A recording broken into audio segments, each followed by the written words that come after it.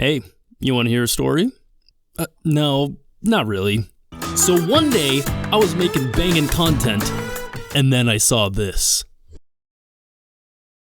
Decent? My confidence was shattered. The one who decided to dump on my videos was appropriately named DingleB123. And so I decided to confront this DingleB.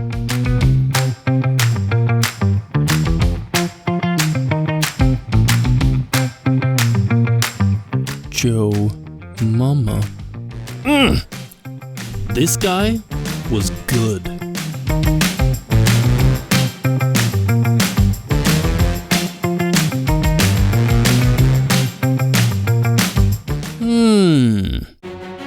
And thus I knew what I needed to do. In order to win DingleB's love and restore my self-confidence, I was gonna make pigs fly in hardcore Minecraft. I immediately got to work, exhausting every possible option in the hardcore world.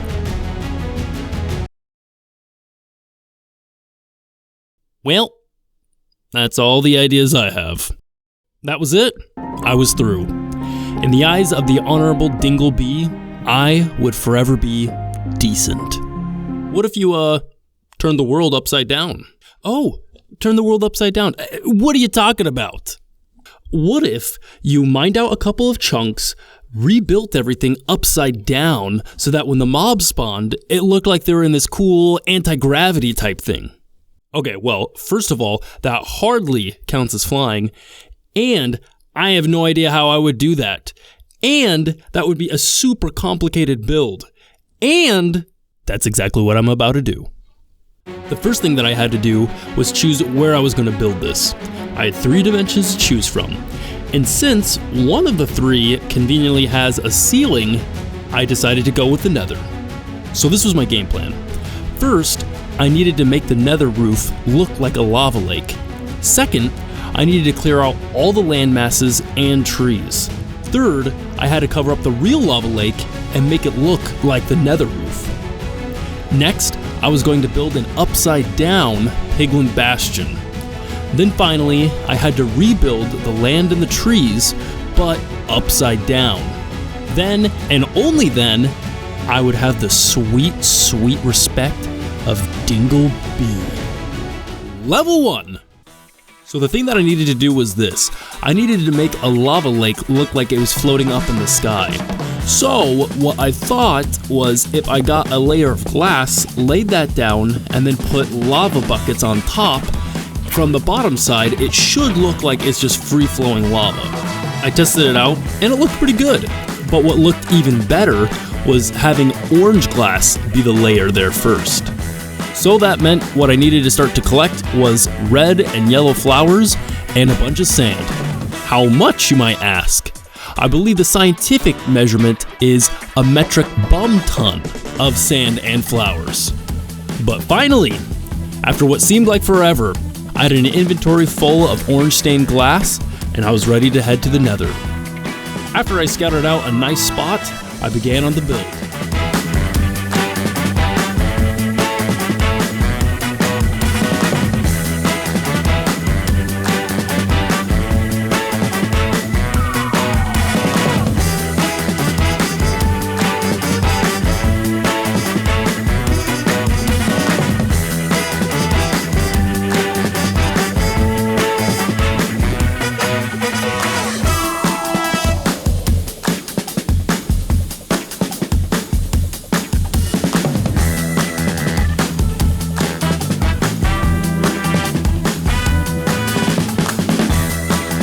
And to my utter delight, it turned out a lot better than what I was expecting. And now that the lava lake was finished, I could already feel DingleB's respect for me starting to grow. And so that brought me on to level 2. Oh gosh, please don't make level up noises. I'm gonna be making a lot of level up noises. Level 2 was by far the most simple part of the entire process. All that I had to do was just clear out everything. All the trees, foliage, land masses, anything that was taking up space. What I didn't realize is that level 2 was going to be one of the hardest steps of the process. And I know what you're saying right now. Oh, Will, you just said that level 2 was gonna be one of the simplest in the process. I do not sound like that. You see, my dear grasshopper, simple is not the same as easy. This was the simplest part of the process, but what I didn't realize is that it was not going to be easy whatsoever. The things that made it so hard were first, mobility. The second thing was just the nether itself. Netherrack is super easy to mine out, but what's really annoying are the little lava pockets that are lodged within the netherrack. You start to take damage, and then you have to take the time to block them up. And then, once you finally have a platform that's about halfway cleared, it makes the perfect spot for mobs to start spawning on and knock you off. Then the final, but certainly most difficult obstacle, were tools. I had 3 separate netherite fully enchanted pickaxes, but just because of the sheer volume of what I was mining out, I had to take multiple trips back to the overworld to my village to get emeralds and then XP to repair them so that they wouldn't break. And again, doing this all without elytra, riding to my portal and then back again. This took me well over 30 hours to mine out the space completely, which brings us to the motivation meter. This tracks my motivation that I had throughout the course of the entire project. At the beginning, I was sitting at a balmy 100%, but by this point in the process, my motivation had taken a hit. 0% is a complete loss of motivation and at the point where I forfeit. But finally, I did it. And looking at that, with the lava roof, it was looking good. I could feel it already. Imagining just what DingleB's reaction was gonna be. I'll be honest, I got butterflies tickling my tum-tum. Ew. Never say that again. Level 3. Level 3 was actually one of the most fun parts to build, because all I needed to do was make the nether roof, but just upside down. My only real challenge with this was just trying to make it look natural. The nether roof has a pretty simple, but kinda inconsistent pattern to it that was a little bit challenging to replicate. The main thing that I took away from this was that it is super annoying to swim through lava. Now with the lava roof, all of the landmass cleared out, and the upside down roof, it was really starting to come together. I was already making plans of all the activities that me and DingleB would do together once we were besties. And the best part is that even though it was a lot of work to do, my motivation was still pretty high at this point.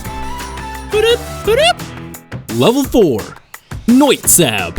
Oh no, he's finally cracked, making up words and going crazy. Noitzab is just bashing backwards because it is time to make the piece de résistance. I started out with lightning in my veins. Starting on this phase of the build, this was one of the times that my motivation actually went up instead of down.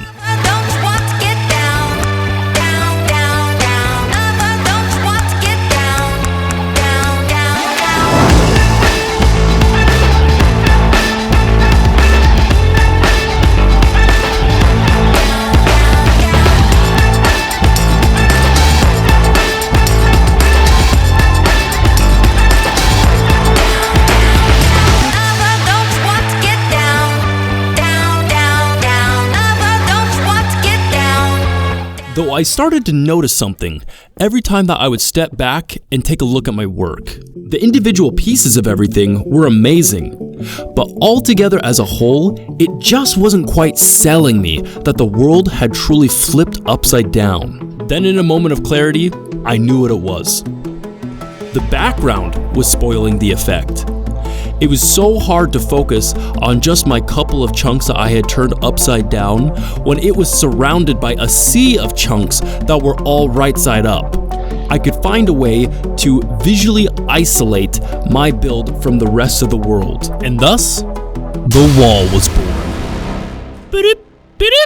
But I don't know, we're really not going up, so I guess this is a level down? And so, I started building. But wait! What I didn't realize then that I know now is that this was by far the hardest part of the entire build. And I already know what you're thinking.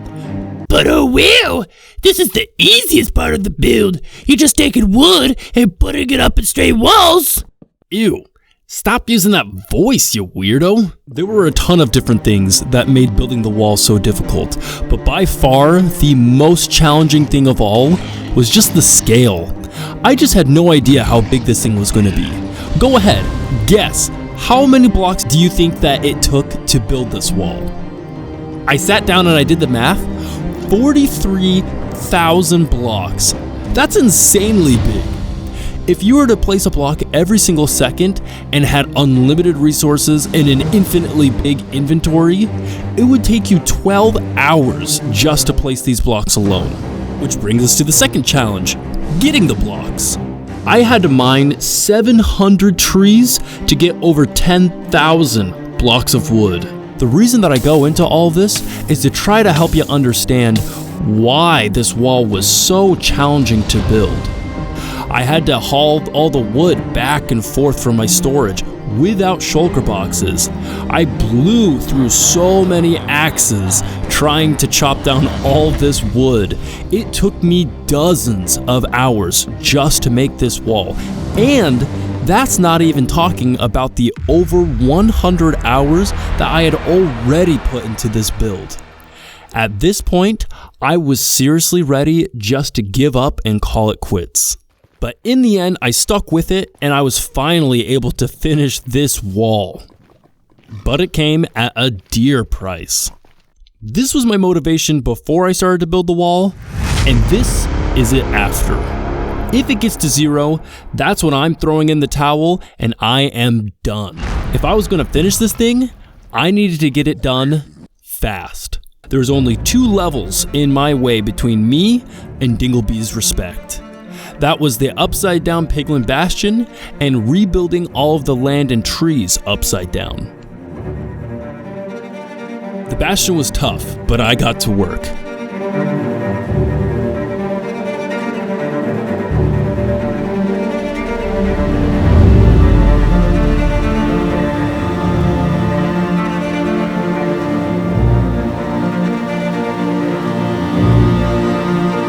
I knew that this part was going to be critical. This was going to be the centerpiece of the build, and I could not mess up on this. My respect for the legendary Michelangelo grew tenfold because I realized that building things upside down is not easy. With all of the backwards and upside down thinking, my motivation was dropping like a lead weight. But finally, the Noitzab was finished. Boot-oop, boot-oop. I had been on this build for over 200 hours at this point. I was ready to be done. In order to make the upside down land and trees, the things that I needed were netherrack, wood, and nether wart blocks. And thankfully, I had a ton of all 3.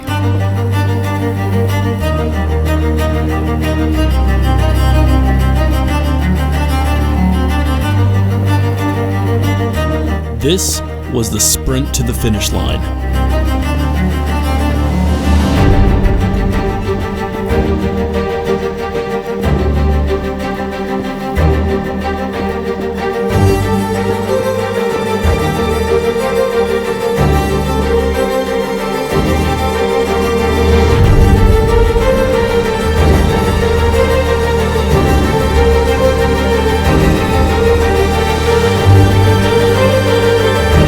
Built as fast as my stubby little Minecraft arms could.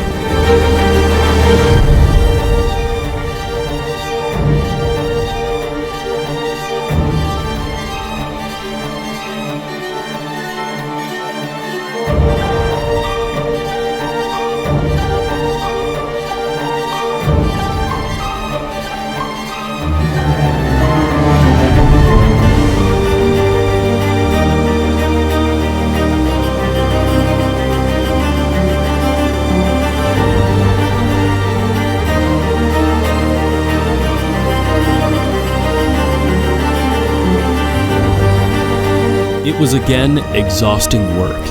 It was so hard making landscapes look natural while still having them man-made and being upside down.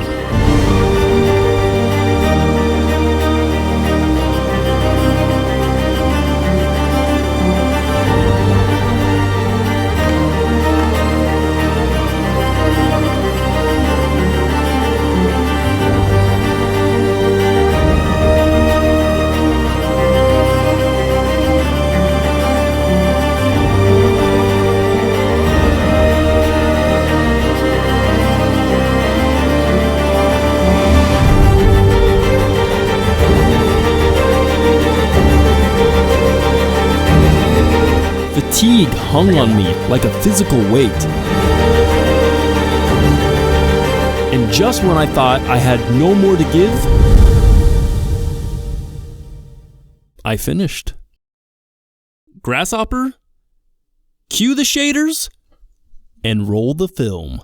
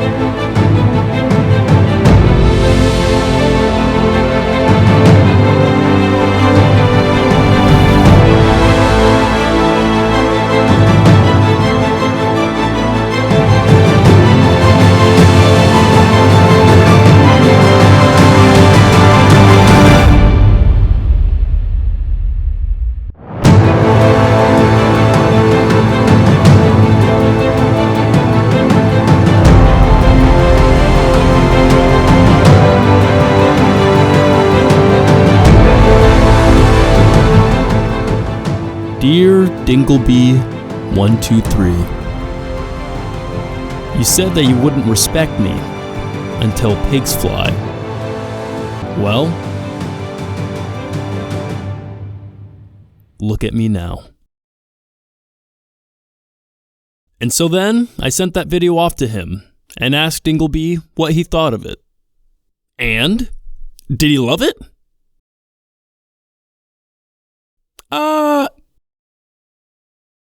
No. What? That was amazing. And what about all the hard work that you put into it? And you see, Grasshopper, I learned a couple things on this journey of mine. The opinions of the DingleBs out there don't matter. If you're setting out on a journey to try to find validation In the opinions of others, you're never going to find it. The only person's opinion about you that you should care about is yourself. Wow. I'm tearing up. And I'm sure that Fillmore doesn't actually think that about you. I think he was just messing with you. What does Fillmore have to do with this? DingleB123.